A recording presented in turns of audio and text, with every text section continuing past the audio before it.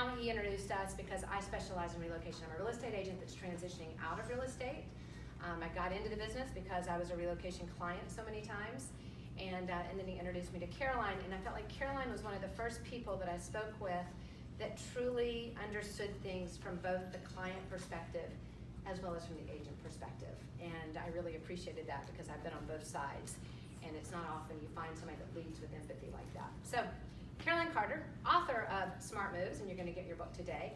And she is also created a company called Done in a Day in Washington, D.C., who has worked with celebrities, with political figures, and then just regular people that are selling their homes. 14 years? 14 I'll years. let you tell a little bit about your story and how you created that. And Well, thank you all. I am really thrilled to be here today. First time in Dallas. I've been to Houston before, but first time in Dallas, and I can honestly say that everything is a little bit bigger here in Texas. So I'm thrilled to be here. Thank you. And fast forward 14 years, I've worked with over 2,000 families, transitioned over 2,000 families, and feel so incredibly strongly about partnering well with agents and also advocating for sellers who really often don't feel as if, aside from the agent, that they have a voice in this process, because after all, they're the ones that have to do the work. And I realize that there are some commonalities across all different price points, locations, and situations that these sellers face. And it was important enough to write a book about. So, how many people are real estate agents in here? Are there any home sellers that are here? Okay, we have great, awesome. Good. And I'm a home seller right now too. We just recently learned that we are doing our 11th corporate move, moving to Boston, and that was the other reason. So for you real estate agents, that was one of the things that was challenging for us. We've moved 11 times around the country. I've lived 3 international locations. Only one of those was a corporate move, but really finding somebody that had empathy. When I moved here, my agent had always lived in Texas, right?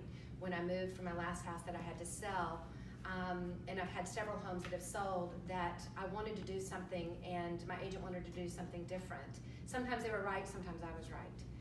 And there's this finding that balance of really being able to listen and hear. And one of the things I talk about all the time, and Caroline speaks about it too, and that was what drew me to her, is empathy. Empathy can change everything, even in just a bad situation when your clients get angry. You may ever have any angry clients, like, or is it just me? Like, when the emotions get high and you become the person they blame, and or you start blaming the client without seeing. And it was funny, I actually worked before with the company now, and I heard an agent one day talking about their relocation client, and it was very clear she didn't understand the emotions that was going on. And I was able to kind of pull her aside and go, you have to understand what this client is going through. There's so much going on. I mean, right now, just to put my story in perspective, my husband's moving to Boston. I'm having to transition my career. I had 2 daughters graduate this summer from college. One has moved to New York City, so I had to go move her. The other one is in the middle of moving to Vanderbilt. We just did a shoot of my house today, talking about what we've done in my house to get it ready for the market. And then there's that one room, it's the one room where you room. simply put your foot down as a seller and say, I'm not touching it. She told me to paint it, and I'm like, we're not touching that room. Like, I've I'm disrupted done. her life. I'm done. Right? And so that's really kind of the purpose today, is to talk through that. And what I love about Caroline, and I've sent her book to clients of mine. I don't list homes anymore, but I've sent it to clients of mine that were buying that had a house to sell somewhere else, because she says the hard stuff. She goes through the emotions of it, the logistics of it, and then she's able to kind of do those things. And then I give it to people that call me about listing, and I'm like, I don't list anymore, but here's what you need to know before you try to find the right agent for you. So I love that. So I think just where we communicate was just that she validated what I already believed, was that it's not just about the sale of the home. You've got to, as a real estate agent, understand the emotions. As a seller, you have to understand the emotionality of moving, and that's what Caroline says. That's a good place to really start. I mean, let's look at the way the world talks about moving. Oh, let's start with a question. How many people have moved in this room? Everybody. Awesome. Absolutely everybody. Do you know, according to the U.S. Census Bureau, Americans specifically Americans, move 11.7 times throughout their lifetime.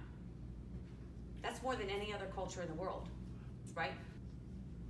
And I'll leave you with one more shocking statistic. Moving is one of the 5 most stressful, life-changing events, along with, ready for this, death, divorce, illness, and loss of a job. But when we talk about moving and moving on, when I talk about the emotionality of moving and moving on, it's not just about the logistics. We all know how to move. It's really about the emotion surrounding the investment we have made in our homes, where we've raised our families. So it's our emotional attachment to our life, the life that we've lived there, both good and bad, by the way, that makes it difficult to let go and move on. I think it's also further complicated by today's buyers. Doesn't matter where you live in the country, today's buyers are so much more They're well-versed. watching HGTV. They have Because an of, expectation that's right, of. because of the internet, they can identify in one split second the perfect master bath, so you're always, the examples that they have in their mind are often unrealistic, right? So how is it that a seller is able to compete with that, right? You get caught up with, how am I gonna make my house look like an HGTV set? Well, the answer to it is you're not. You're gonna really just focus on your asset and making your asset, the bricks and mortar that you're actually selling, stand out, as opposed to your personal footprint. Do you know what that is? Have you ever heard anybody refer to your personal footprint? It's the way we make our house a home. Our photos, our I Love Me wall. This is me with the current presidency. I'm from Washington, D.C., so everybody has a wall, an I Love Me wall. This is me with the current president. This is me with, all the famous people, and this is me, the tombstones of all the companies I've bought and sold, and whether it's, the pictures of our children growing up through the years, or all of our, pictures of travels. It's all very distracting to potential buyers. I read a statistic recently, and I can't recall it, I'm so sorry, but their attention span is down to something like ridiculous, like 4 seconds. You can't compete with that. So what do? You literally remove your personal footprint so that they are forced to focus on the value of the bricks and mortar that you're actually selling. And so they can even get through the pictures and actually come and schedule an appointment to see the home. Sure. So Sure. we've all seen those homes that